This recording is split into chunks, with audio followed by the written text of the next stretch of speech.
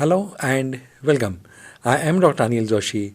Welcome you to my series Iconology and Temple Architecture Perspectives. In this series, we cover Indian art, culture, and heritage.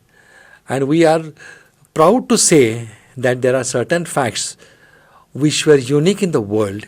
And when we had this technology, nobody in the world had this technology. And one of it is the architectural patterns of the temple in which they were constructed. The geometry, preciseness, architecture, what they had, there are no parallel examples. So when we start going into details of all these things, we start finding that there are different types in which the temples are constructed. Now when we start going into details of these, then we start realizing that there are multiple school of thoughts which has developed this temple technology. Now today's lecture is pertaining on Phampsana and Rashtrakuta temple architecture. These are the subdivisions. They are not exactly either Dravidian nor they are exactly Nagara styles, but they are combination of these two, and they have made this combination in such a way that they are, sometimes you feel like some of their variants are near Dravidian, while sometimes you feel some of their variants are near Nagara style. So beautifully they have blended it that you just cannot make the appreciation in so nice ways. It is such a gorgeous thing, you got no word to describe it, and you will just say fantastic and marvelous. How this designing is made is beyond our thinking, and how brilliant these earlier engineers, sculptors, and the kings who has promoted them were great. Now what is the science behind temple? The Sanskrit manuals narrating temple architecture were not at all a rigid system. They never said it should be in this way or that way. However, rather they have given guidelines on which you have to construct a temple.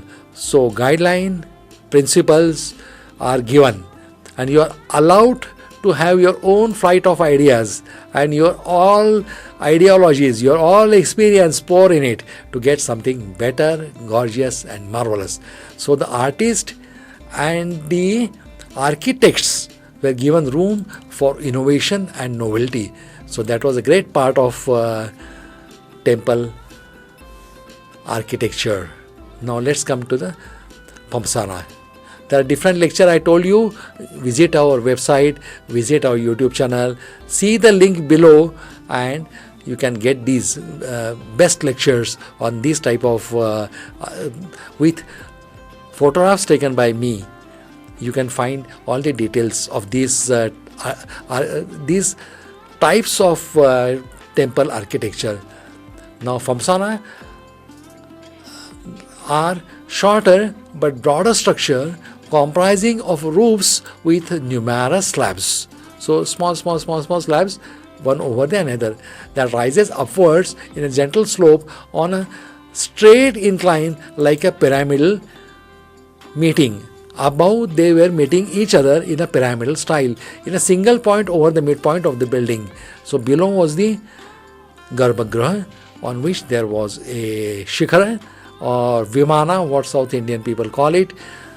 It was in a layered slabs, one over the another, but it was converging towards a single point, and that point sometime you will find a kalasha also. Now shikhara in North Indian temple architecture is a superstructure, towers or sphere above the sanctums, so also seen above the pillared mandapas, porches or hills. So this is something important we'll have to realize. As far as North India is concerned, you will find the spheres or small shikharas also on the mandapas which are in front of Garbhagrihas. However, in Dravidian style you will not find them. Dravidian style only you will find vimana is over the Garbhagriha. So this is the main difference between these two, and that we have to keep in mind when we will identify the types. It is the most dominant and characteristic features of the Hindu temple. In the north Indian shikhara is basically of two types. One thing is Latina, curvilinear in outline, the type most usually found above the sanctuary or the sanctum, and the Phampsana, rectilinear in outline and capped by a bell-shaped member, usually found above the mandapas. So that's how we have to identify Phampsana. The Latina Shikhara is composed of a series of horizontal roof slabs gradually receding, so gradually getting narrowed towards a top to form a point. So there will be a projection provided, extended from the base and the walls of the temple. Now if you take the topmost portion of it, it should correspond with the center of the Garbhagriha. So from there it is a straight line, a perpendicular, right from the midpoint of the Shikhara, that is the pointed portion, till the center of the Garbhagriha. The surface of the Shikhara is covered with a wing-like tracery composed of diminutive Chandrashala arches. Above the truncated top, that Skandha is the truncated top, projections, a niching of which rest a large grooved disc, that is Amalakha. When you will see the diagram, you will easily understand it. So Amalakha is a top portion. It is usually like a lotus, and above the Amalakha is a pot, or that is called as a Kalasha. Now Amalakha is usually a lotus shape if you see from the sky, and it is kept on the top, little below the Kalasha. Each story, that is the layer, indicated by miniature Amalakha at the four corners, repeated all the way to the top. So this is the way the structure can be. The Latina Shikhara has two further variations, the Shikhari and Bhumija. Bhumija are more common in South India. The Shikhari consists of central Latina spheres with one of the more rows of the half spheres added on each side of miniature Shikharas, clustering along the base and corners. The Shikhari has popular form the 10th century onward and can be observed on most of the central Indian temples. The Lakshmana or Kandarya Mahadeva temple at Khajuraho, Madhya Pradesh are excellent examples of all these.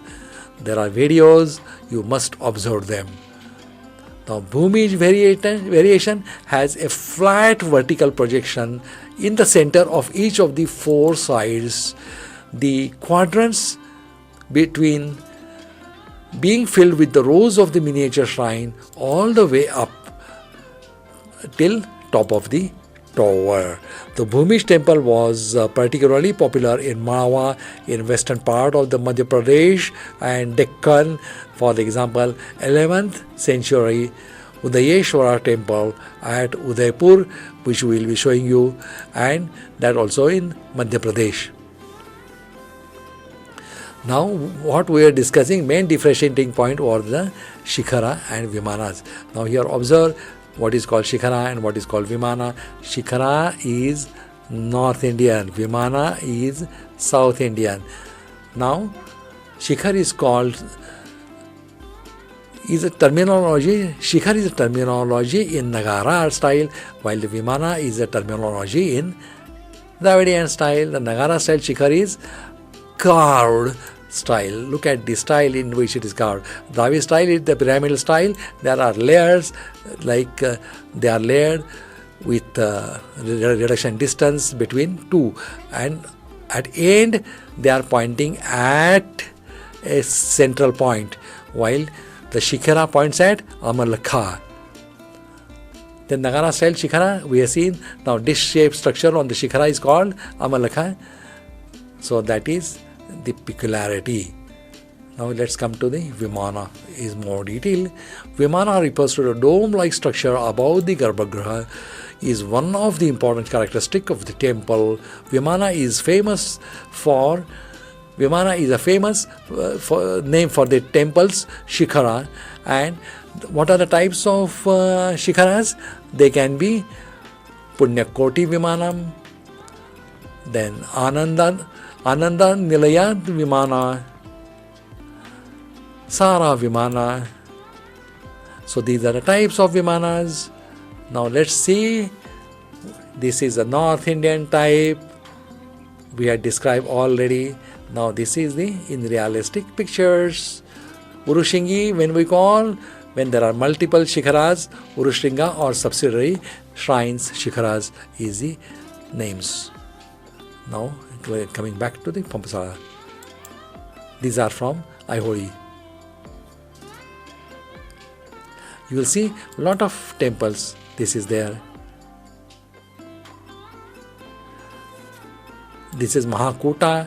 When the Antanala was first introduced into the temple, Mahakuta temple is a transformation and adaptation of multiple temple styles. It's very near Aiholi, Pattadakal.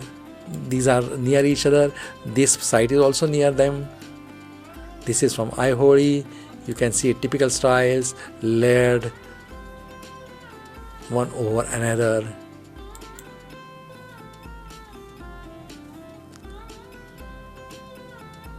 The stepped tapering shikhara.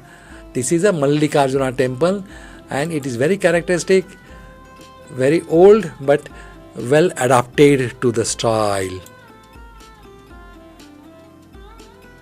Look at beauty. Each and every temple is a beauty by itself. There is no repetition, there is no copy-paste business. They have their own ideas implemented, but the basic principles were kept. They were never crossed. And they created marvels, beauties one after another. Mahakuta again, Aiholi. Best part of Aiholi is you can see a couple of these type of temples also and temple evolution also. Aiholi was considered as a laboratory of the temples where this is a very typical of Phampsana. And there they developed many styles of the temples. This is from the Kadamba style, which is resembling this, but it was typically called as Kadamba style. It is the only surviving temple of the Kadamba style, which is a slight variant of the Phampsana style. This is not exactly, but it is near it. It is the Mahadeva temple from Goa. Tamdi Surla is the name of the place from where this temple is. This is the only surviving Kadamba architecture. Now let's come to another style developed by Rashtrakutas. Rashtrakutas has created a marvel which is not only unique in the India but in the world, and it is topmost what we can think of the cave cut temples. All the temples are constructed from the base to the higher portion. But this is the only temple which is carved in a single stone. Each and every structure you are seeing in this temple is carved out of single. There are no joint, no patches. And that is called as Rashtrakuta architecture. Now what it is? Many different style of temple architecture influenced by the North and the South Indian temples were used in the region of Maharashtra, Telangana and Karnataka. By the late 7th and 8th century, the ambitious projects of Ellora become even grandeur. By 750, the early Western Chalukyas controlled the Deccan was taken by the Rashtrakutas. So Chalukyas were pushed back to Badami and Rashtrakutas has taken over and they conquered this area and they started developing their marvels. The greatest achievement in architecture is the Kailasha temple. It is not only UNESCO, but it is one of the world's finest, best and the only temple carved out of single stone where there are no joints. So think of the engineering, think of the designing, and think of the planning, where there cannot be any mistake for anything going wrong. So in spite of that, it is just a UNESCO World Heritage. Though many people feel that it is one of a wonder of the world. It is a complete Dravidian building with a Nandi shrine, since the temple is dedicated to Shiva, and a Gopuram-like gateway surrounding the cloisters, then subsidiary shrines, staircases, and an imposing tower of Vimana arising to the 30 meters. Importantly, all these are carved in a single stone. One portion of the monolith hill was cut and converted into Kailashnath temple or Kailash temple. We have devoted videos, 3 videos are there covering different aspects of the Kailashnath temple. Extensive, beautiful, lot of photographs, lot of videography, and extensive description. The walls of the temple have marvels, sculptures from Hindu mythology, including Ravana, Shiva, Parvati, while the ceiling have paintings. Here we have taken just a passing on the Rashtrakuta type of temples and how they develop them and what is their speciality and which way they differ. Now, architectural style was used by Dravidian. You can see the Shikhara and you will know it's a Dravidian. They do not contain any of the Shikharas common to Nagara style and were built on a same line as that of Virupaksha temple at Pattadakal. We have got video on the Virupaksha temple, Pattadakal. So do visit that and you will enjoy. Personally, I feel both are unique. But some people say that the idea is taken from one to the another. Now, Rashtrakuta, who have ruled from the Manyakheta Karnataka, what was their period? 750 to almost 973, built some of the finest temples. Now, this is the world's best architectural wonder of the world, and they have also constructed Jinalayas at Pattadakal and Navalinga temple at Kukunur. Here we are given few slides, but if you want to extensively study Kukunur and Pattadakal, there are different videos. They are given below. Do watch them and you will get details of the Jain Narayan temple Pattadakal and Navalinga temple at Kukunur. The Rashtrakuta contributed to the art and culture are reflected on the splendid rock shrines at Ellora, then Elephanta caves at Bombay or Mumbai, then situated at the present day Maharashtra. So these are in Maharashtra, the Elephanta caves and the Ellora. It is said that they algorithmically constructed 34 rock-cut shrines, but most of the expensive or extensive and sumptuous of them all was the Kailashnath temple at Ellora. But multiple shrines multiple temples were constructed by them. The temple is the splendid achievement of Dravidian art. The walls of the temple are marvelous. Then sculptures of the Hindu mythologies are given here. Then there are certain scenes of the Ramayanas, Mahabharatas. Then this was commissioned by Krishna I after Rashtrakuta had spread into the South India from the Deccan. The architecture style, as I told you, is the Dravidian, but there are certain changes made by them which we are going to appreciate, and none of them resemble the Nagara. Now, whatever we have seen, first was Kukunur. Kukunur was in Karnataka. So this is Gadak style of architecture developed by Rashtrakutas. Kukunur. This is a small video, but we have also got a larger video covering all these 9 shrines. Navalinga temple of Mahadeva. It is Kukunur and Gadak style. They are the beginning of Gadak style, so we must see them. We have got a video on the Gadak style in which we have given steps of the Gadak architecture. Now look at this marvel. This is a single rock. It was a mountain rock, single rock, and it is carved out of it. Each and everything what you are seeing here, including the Nandi, Shikharas, are from a single rock. Whatever you are seeing inside, whatever you are seeing as the bridges, whatever you are seeing as the elevations, canopies, everything out of a single stone. There are elephants also inside. They are also carved of single stone. Look at the beauty, glory, and typical of Dravidian architecture, though it was developed and modified by Rashtrakutas. In addition to these, there are some subtypes also. So we are seeing the temple architecture. We are seeing many. There are different videos. This particular video we have taken for the remaining types. In that we had taken already Rashtrakuta type. We have already talked about Phampsana type. Are there any additional than these? Yes.